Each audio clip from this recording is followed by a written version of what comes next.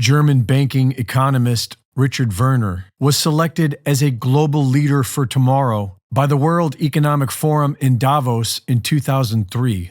Here, he tells us an insider's view of what to soon expect, and says the only way to survive the Great Reset is for us to immediately begin setting up our own banking system. In each domicile, they should be locally set up and authorized by the local regulators, and it's a profitable investment. Banking is profitable. Yeah. So the investors would get a return while the local community would get a return, and it's a way of delaying, perhaps even preventing the introduction of CBDCs.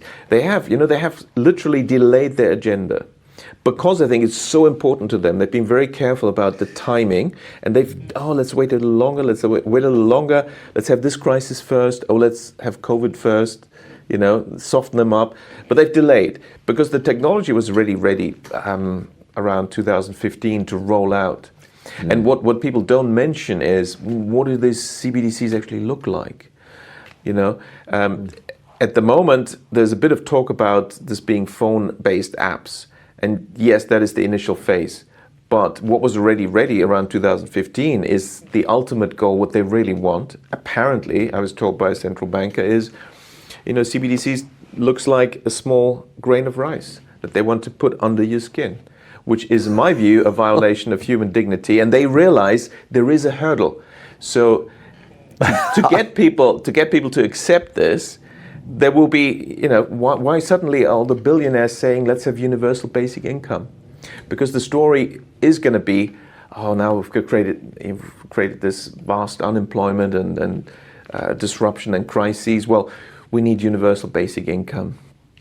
You will get 2,000 euros into your account every month. But of course, to run this efficiently, we need to use the latest technology. So, you need the CBDC chip implant. But how many people will say, okay, fine, £2,000, 2,000 euros,